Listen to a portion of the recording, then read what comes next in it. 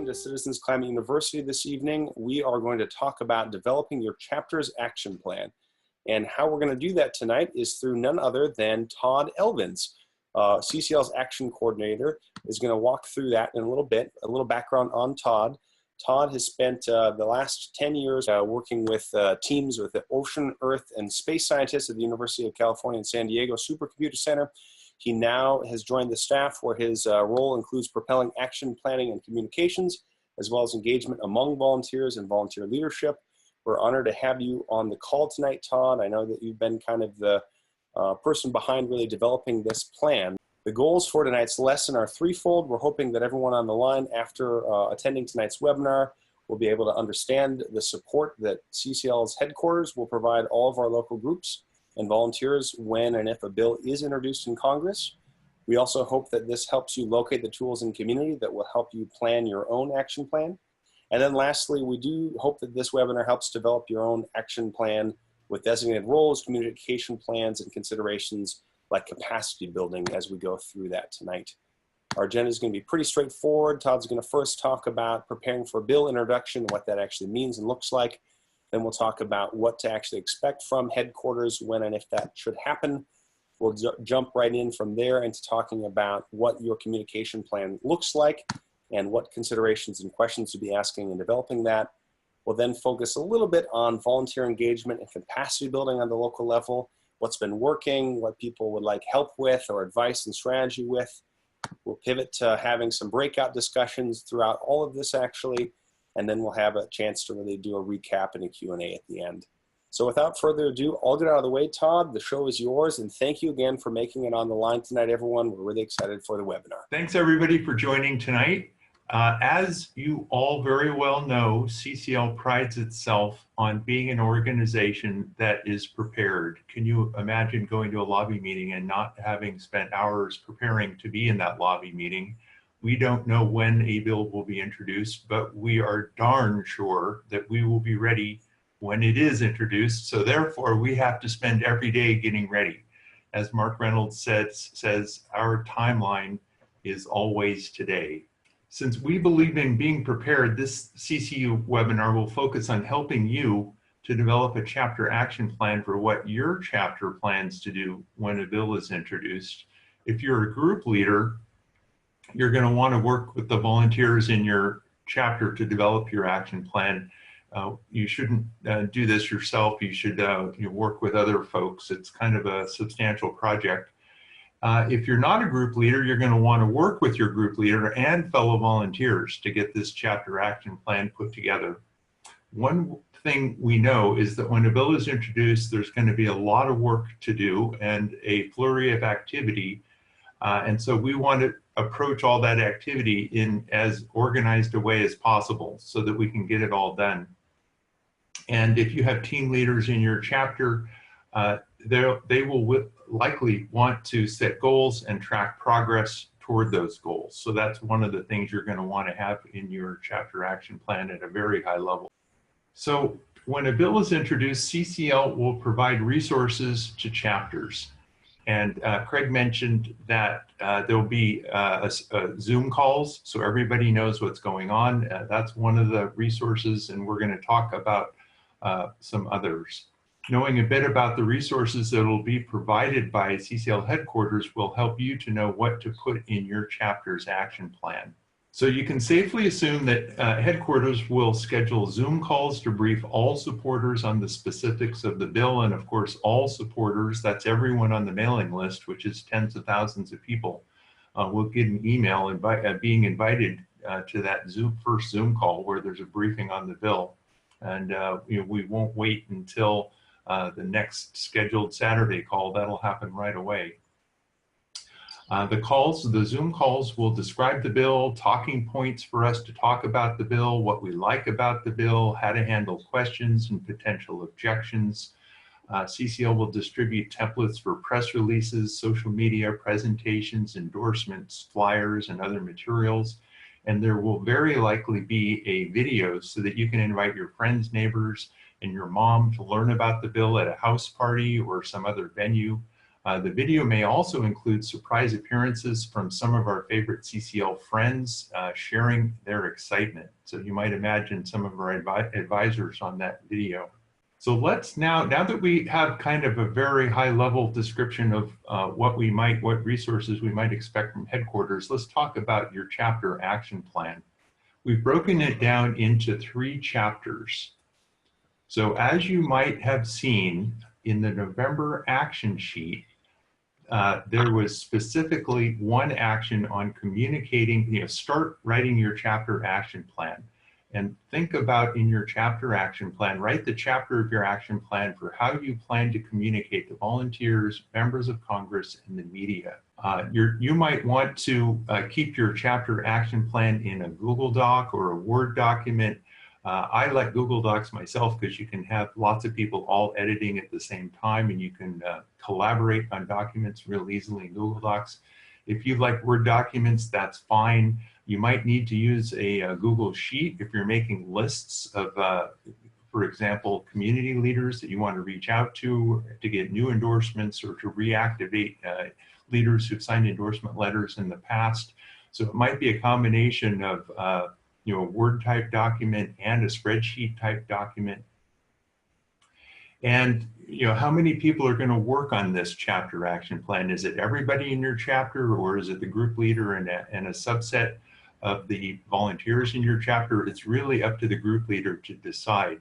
It could certainly be a number of people in your chapter and the group leader, or it could just be a small team, and that's really up to the group leader. And what is the process? You might want to stay after your monthly meeting to work on it. It's really up to the group leader, when to work on it. You might want to meet for coffee. You might want to have some special meetings between monthly meetings to specifically work on your chapter action plan. So, getting back to the action sheets, I mentioned the November action sheet was the first chapter. The December action sheet was the grassroots and grass tops outreach part of the action plan, chapter 2. And the January action sheet, which you may or may not have seen, but you'll probably see by Saturday, is on the topic of capacity building. And we're going to talk about all 3 of these in more detail. So chapter 1, the first chapter of your action plan, is the communications plan that describes how your chapter will announce the bill and engage with everyone in your chapter roster. So that's not just the active members of your chapter. It's really try to engage with everyone on your roster if you can. How to announce the bill and engage with your members of Congress, and how to engage with the media, print, social, TV, and radio. So let's talk about the first one of those, communicating to volunteers. And here you're going to want to think about how do we maximize the local volunteer attendance at CCL's bill briefing on Zoom. That's that right away phone call that we've talked about. Those are going to be mostly your active volunteers, but you might also make this irresistible so that some of the more inactive volunteers, the ones you don't see as often, join the meeting. So think about, is that going to be an email blast, a text alert, a phone tree? How are you going to get the word out quickly and maximize the attendance on that all supporter call? And then the next thing to think about is what communications channels will you use to quickly activate the volunteers? And here it's not to get them to join the call, but it's to say, okay, we're executing on our chapter action plan. Let's go. So you really want to mobilize them to take action. And those are the same kind of communication channels. Are you going to send text messages? You can have a phone tree, send emails, use social media. And you're going to probably want to tell your volunteers ahead of time to keep an eye out. So the next thing to think about is, do we have chapter action teams? Do we have teams within our chapter that usually align along the levers of political will? Which of our volunteers will lead the chapter action teams if we don't already have teams for media, lobbying, grassroots, and grass tops outreach? And what will they need to hit, what resources will they need to hit the ground running? And then also think about in your chapter action plan, do we have volunteers strong in media, lobbying, and outreach? lead the teams, the chapter action teams, which you may or may not already have. And if you don't have them, you may want to start thinking now about putting together some chapter action teams, some action teams in your chapter. Or should we ask volunteers to do some of the CCU online training? So as you know, in the learning part of community, there are loads of great instructive videos, and that's a great place to go, and we'll talk more about resources in just a minute. All right, let's talk about communicating to members of Congress. So here's just a side note. Your chapter will want to have your liaison or liaisons involved in this part if possible. Your liaison may or may not be in another chapter, but you're going to want to coordinate among chapters in your district if you have multiple chapters in your district, and be sure to have the liaison involved in this part of the action plan where you're communicating to your member of Congress. So the thing to think about here in this part of your action plan is, what is our plan to lobby our member of Congress once a bill has been introduced? How will we get lots of volunteers and constituents to show their support for the bill? And then we've got one other note, that one overall goal of your action plan is to show lots of support in the district so that your member of Congress knows that it's safe to be in favor of the bill. So let's look at communicating to the media, and this is the final part of that first chapter. So in this part of your chapter action plan, you're going to want to think about how will we engage with our editorial boards to pitch the bill as a current event that will interest their readers and get to an editorial endorsement. You're going to want to think about who will write letters to the editor and op-eds and to which newspapers, and you probably know that there's tools on Community that have lists of newspapers in your area that you may or may not have ever heard of. So be sure to take advantage of those terrific tools on Community. And then you're also going to want to think in your chapter action plan about what is our strategy for social media. Do we have the Twitter, Facebook, LinkedIn, Instagram, etc. accounts that we're going to need to execute on our action plan? And we're also going to want to think about who will get ready to be interviewed on radio and TV, and who will send interview proposals to all the radio and TV stations in the vicinity. So you've probably seen we have a new action team on Community called the Broadcast Media Action Team that specifically focuses on preparing volunteers to be interviewed on radio and TV, and there's some great videos. And finally, if you don't have a media packet recipient in your chapter, other than the group leader, you might want to designate one. You can do that by going, if you're a group leader, you can go to your chapter roster and designate one of your volunteers to be the media packet recipient. This is, so these links won't be useful to you unless you download the slides, but we've just finished covering the first chapter of your chapter action plan, chapter 1 on communications, and these are some resources that will help you to develop that part of your chapter action plan. And the first one is, of course, organizing your chapter into teams. There's a section on Community that describes that in some detail. In-district lobby meetings is described on Community. Meeting with editorial boards is described. Preparing to be interviewed on radio and TV, that's that new action team that I described, and it has some terrific videos available. All right, let's go ahead and move on to chapter 2 of your chapter action plan. Maybe we should call it section 2 of your chapter action plan.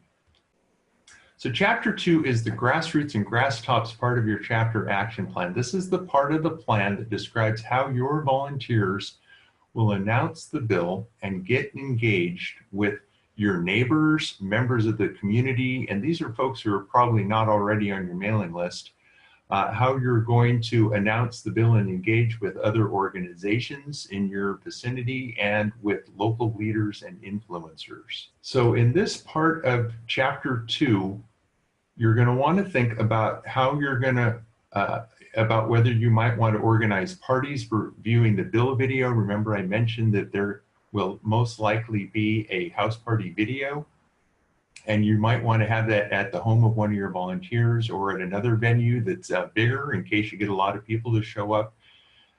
You're going to want to think about, in this part of your action plan, Will we give public presentations at local venues like libraries, colleges, clubs, classes, faith-based organizations to talk about the bill and generate letters of support?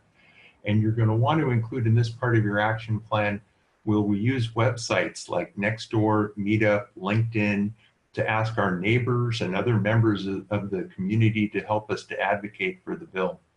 So let's talk about communicating to other organizations. In this part of your action plan, you're going to want to think about who will contact other organizations such as environmental, civic, political, social, professional, faith-based organizations. And do we have a point of contact already, or are we going to need to develop one? Also, what local chapters of national organizations should be on our list of organizations to be sure to talk to? Who might be allies in advocating for the bill. Should we contact the League of Women Voters, the local chapter of the League of Women Voters, the Audubon, the Republican Women Federated? Should we contact the Sierra Club 350? Are there folks there, leaders of those organizations who we should invite to come with us to lobby meetings? We should think about, will we speak to the leadership of those organizations? What's our plan for contacting them? Should we ask to give a presentation for their group? You know, do we have an existing relationship? Do we have to start a new relationship?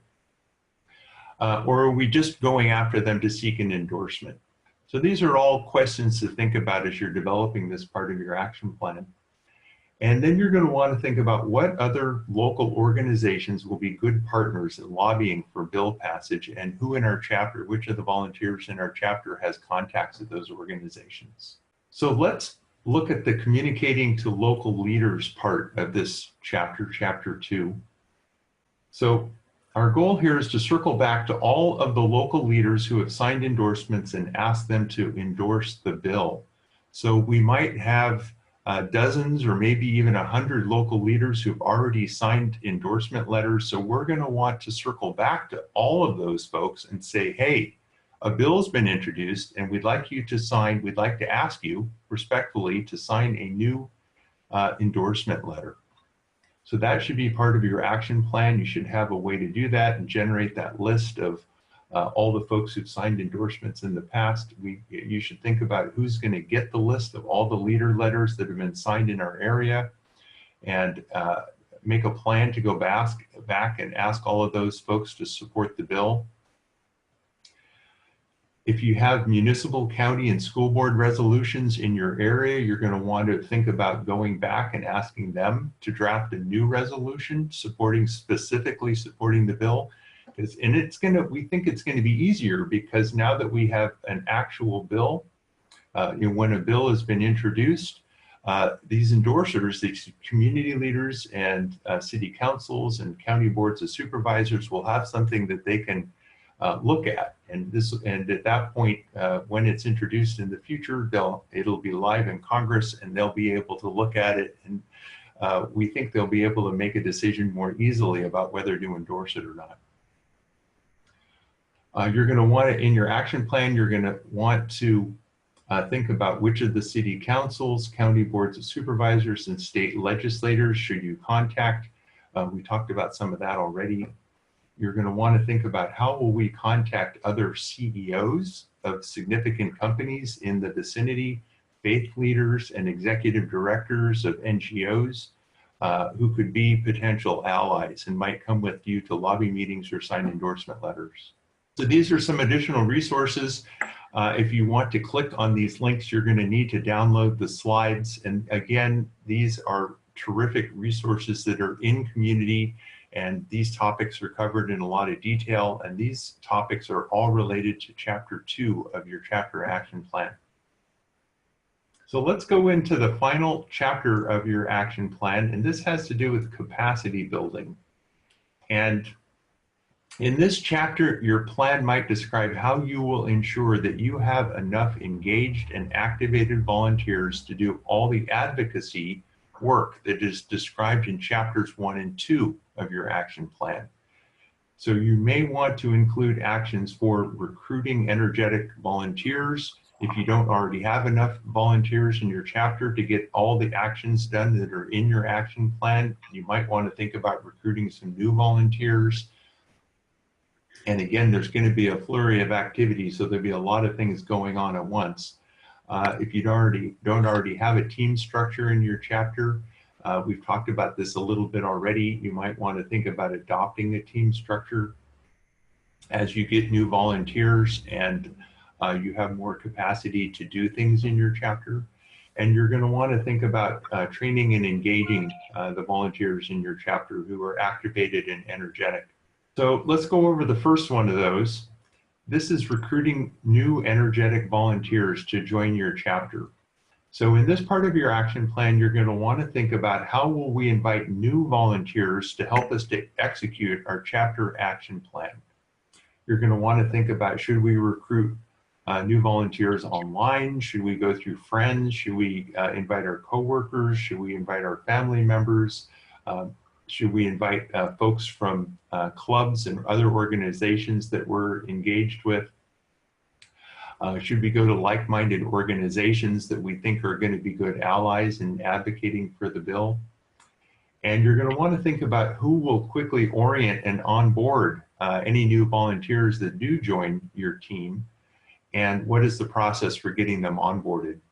So we've talked about this a couple times already, and I keep coming back to this about having a team structure, and we've heard from some people already that they don't have enough volunteers in their chapter to have a team structure.